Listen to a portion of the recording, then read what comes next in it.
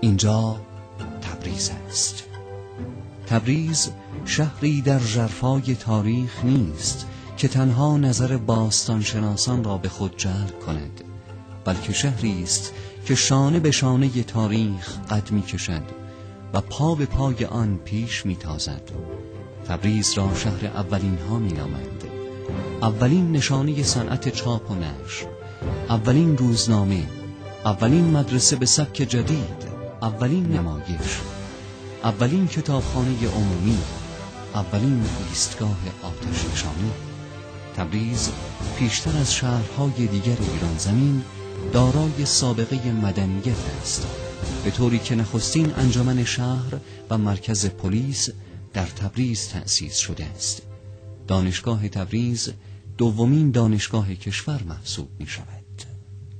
آری، اینجا تبریز است، با ارک استوارش که رد پای کودکی سرداران، فرزانگان و فرهیختگان بیشماری بر دیوارهایش نمایان است.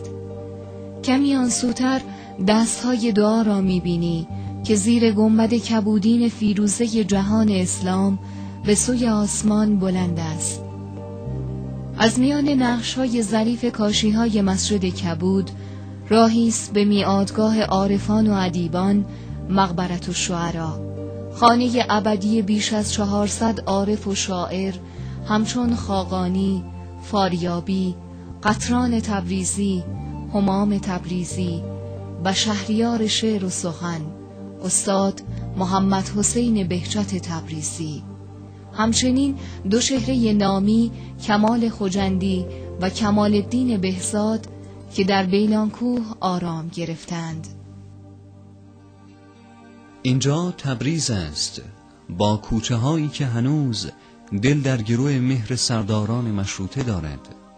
تبریز سرنهاده در دامان سرخفام عینالی و دخیل بسته ذریح اون ابن علی که به روایتی خاک آدم را از آن سرشتند.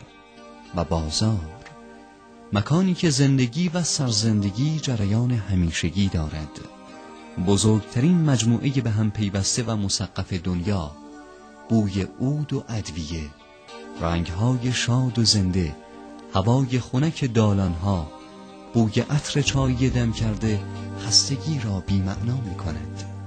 تبریز و الگلی و آرامشی ستودنی در آبی دریاچه‌اش و سایه‌سار طبیعت سبز و بی‌مثالش که خاطره‌ای خوش از حضور را به مسافرانش هدیه می‌دهد.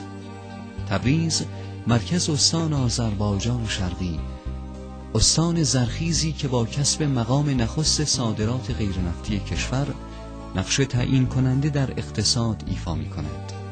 و تبریز شهری که گردش چرخ‌های سنگین کارخانه‌های عظیمی چون تراکتورسازی، ماشینسازی، پتروشیمی و تولیدات عمده صنعتی در زمینه مواد شیمیایی، دارویی، فولاد و مواد غذایی آن را به یکی از قطب‌های صنعت و تکنولوژی تبدیل کرده است.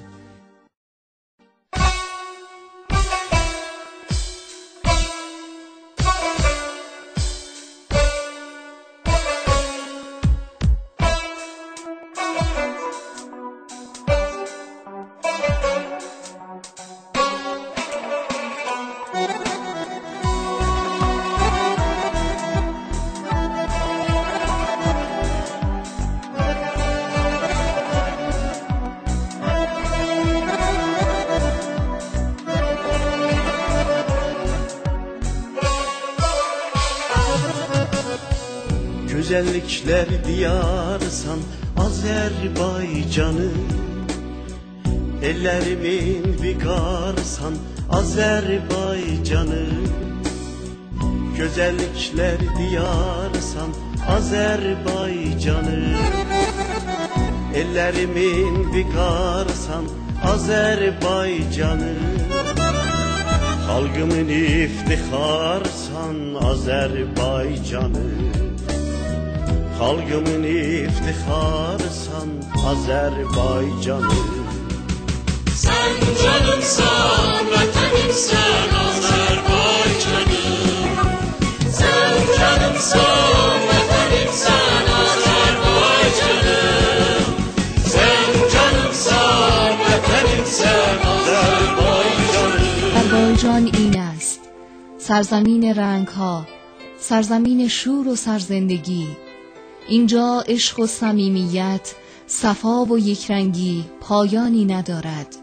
رزم و بزم، شعر و ترانه، افسانه و اسطوره در حرکات موزون رقص آذری جاری می شود.